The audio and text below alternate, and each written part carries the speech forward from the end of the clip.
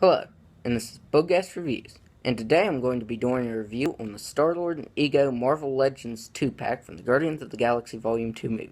So before I do this review, I want to go ahead and give a huge shout out and thanks to my man Ricardo Rosario from Toy Comics Inc. on Facebook for sending this to me, because I've been looking and looking for this 2-pack, and he actually found it for me and mailed this to me.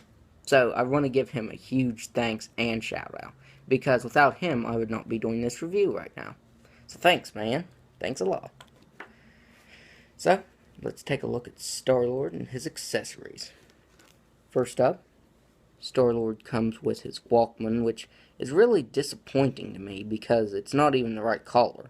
It's supposed to be silver and blue. This is just a black chunk. It's got hardly any sculpting detail at all on it, which does bother me, because I'd really like it to be screen accurate. And he doesn't even come with headphones, and that bothers me too. So you can plug the Walkman into a peg right here on his belt. It's a little hard to get on, and it doesn't stay on. The jacket keeps it on for a little bit, but once you start moving the figure, it just drops right off of him. So up next, Star-Lord comes with his twin elemental pistols, or his elemental guns. I think they look really nice. Got a lot of sculpting detail to them. And I even like the paint apps on them too. That silver and black, I think that just pops on these. I think it makes it look even more awesome. And if you want, there are pegs on his left and right leg that you can port these into to make it look like they're holstered. You just port in like that. And if you want them in a kind of normal pose, then you can do that. But once you start moving the figure around, these really don't stay on. Like, well, of course, it's going to stay on now. But if you move the figure out like that, they just fall off. I'm going to just pose him with these in his hands, because he can actually hold these really tightly, which I really love, because I don't like it when figures have kind of a loose grip on their accessories, because when I'm posing them around, there's nothing more infuriating than a figure dropping his or her weapons. So, that bothers me, but this figure can hold his guns tightly, and you can move it like that, and they don't move at all, which I really love. And for his last accessory, Star-Lord comes with his helmeted head. I think it looks nice. It's got a lot of sculpting detail to it. And I really love the color of it too, because the previous Titus Wave Star-Lord was actually gold. And this is actually a copper color. So I like this one better. I think it looks cooler to me. His hair is sculpted in nicely. And it's got a dry brushing of brown, which makes it look even more realistic. So to change these heads out, you just do that, but it's really hard to get on there.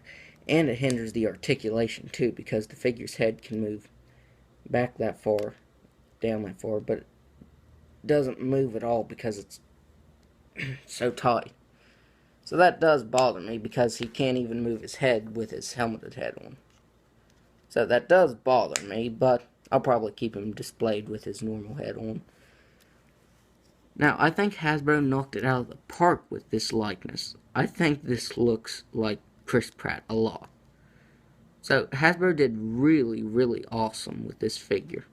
I think this looks even more like Chris Pratt than the Titus Wave Star-Lord did, because this is actually a different head sculpt entirely.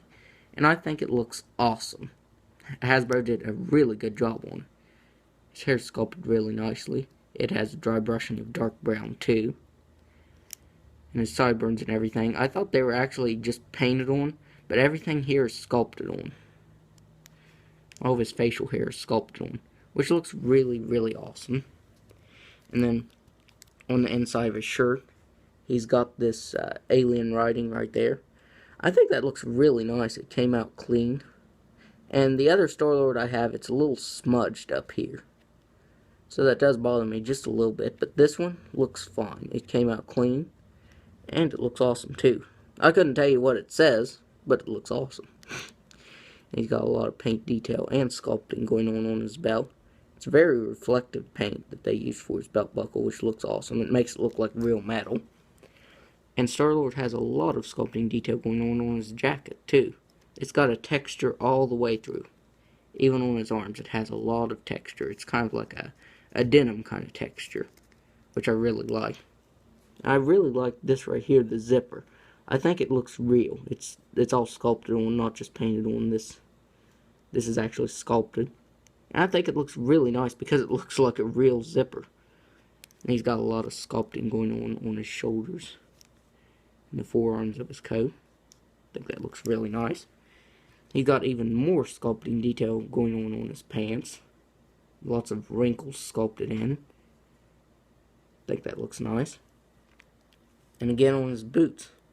I think these look amazing too. There's so much sculpting and paint detail on this figure.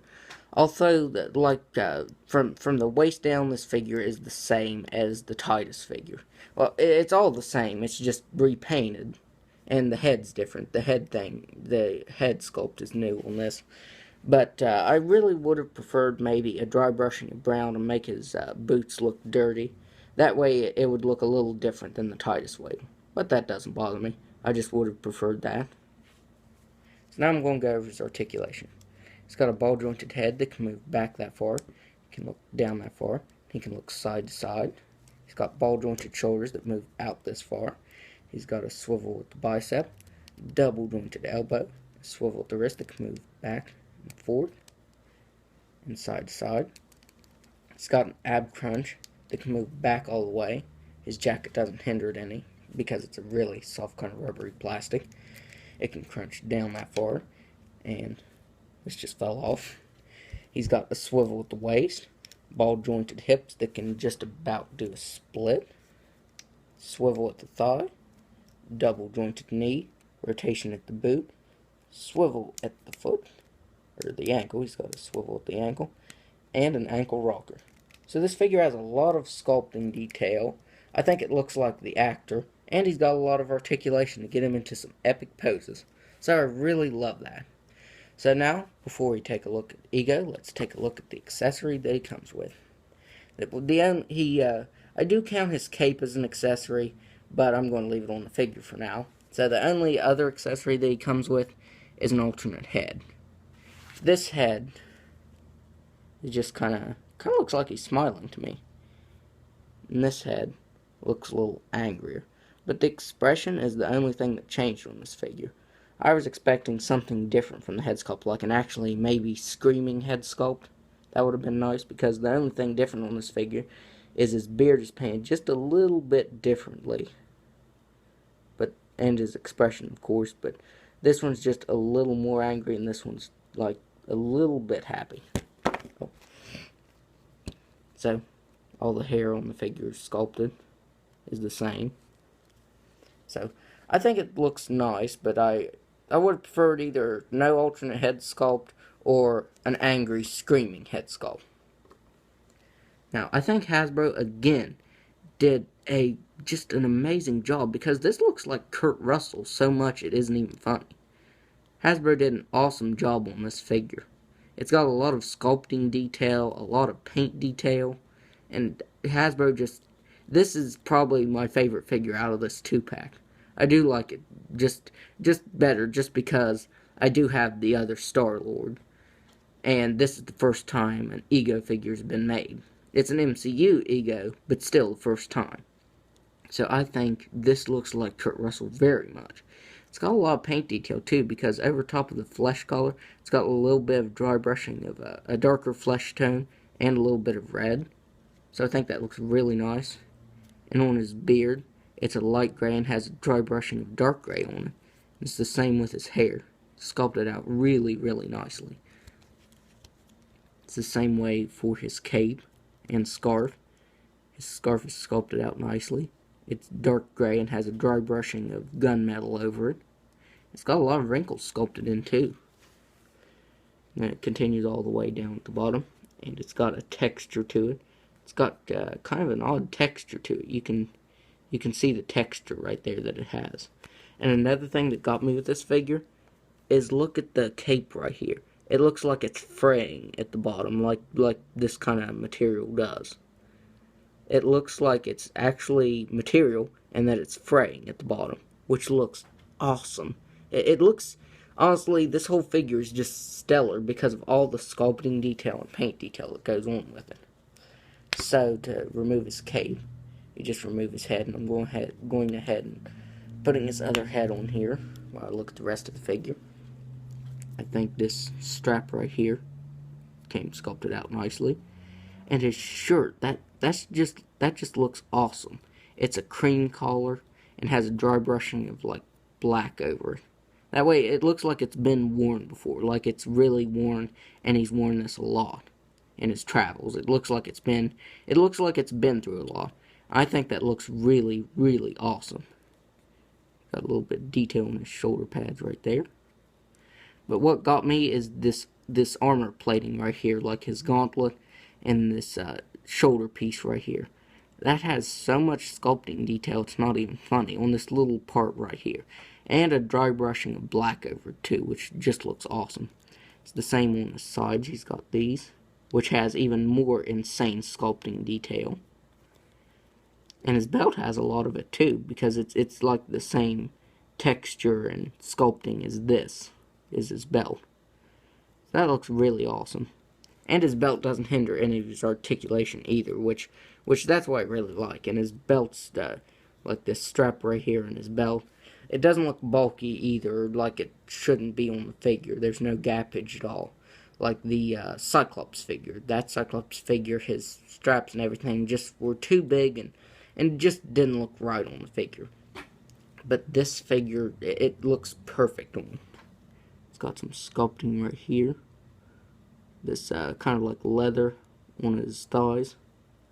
Although when I was looking, I did notice that this right here is colored brown up here.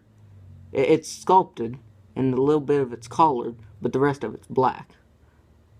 Like there.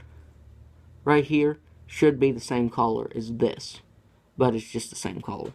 But that's the only nitpick I have for this figure, because he's got a lot of sculpting detail. He's got this texture running down the back of his sleeve right here, which looks really awesome. He's got wrinkles sculpted into his pants. And these boots just look really, really awesome. They've got a dry brushing of black over them to make them look worn too, like they've been through a lot. So this figure is one of my favorite figures so far of 2017. I know I said that on another review, but I'm really thinking this is probably my favorite figure of this year so far. I'm sure it'll probably get bumped down by something else, but as of yet, this is my #1 favorite figure this year so far. So now I'm going to go ahead and put his cape back on him, because since it's a really soft, rubbery plastic, it doesn't hinder his articulation at all, which I really love. It's got a ball-jointed head that can look all the way up and all the way down. It can move side to side. It's got ball-jointed shoulders that can move out that far. It's got a swivel at the bicep, double-jointed elbow, swivel at the wrist that can move. It can't really move back because of his gauntlet right here, but it can move down, and it can move side to side. It's got a ball-jointed diaphragm that can look back, or that can move back all the way, which I really like that because his cape doesn't hinder that at all. It can move down all the way. I thought he had a swivel at the waist, but he didn't. He's got ball-jointed hips that can move out that far. He's got a swivel at the thigh. He can kick forward that far, and not really back at all. He's got double-jointed knees that can move back that far. He's got rotation at the boot, a swivel at the ankle that can move up and down, and an ankle rocker. So this figure is awesome. I think that Hasbro just knocked it out of the park with this 2-pack. And I'm a really huge fan of this Ego figure just because of all the insane sculpting detail and paint detail on this figure. So here is Star-Lord next to Ego. And now I'm going to show a comparison of the other Star-Lords. Here's a comparison of Star-Lord from the Titus Wave. You can see that the color of the shirts are different. And of course the face sculpt. And that's really just about it. the jacket on this new one is a little darker than this one. And then here they are compared to, right there, compared to the first Star-Lord. This looks like a cosplayer as Star-Lord, because that head sculpt does not look like Chris Pratt at all. So that's crazy. And then this figure doesn't, of course, now it's standing up. And here are all three figures next to Ego. You can see that all of these figures are different in height, which is odd since, like I said, they're all the same figure. And then here are Star-Lord and Ego back together again. So I would highly, highly recommend this 2-pack because it's just awesome and well worth the money that you pay for it. So that's my review. And if you like this video, be sure to hit the like button and subscribe to my channel. Thanks for watching.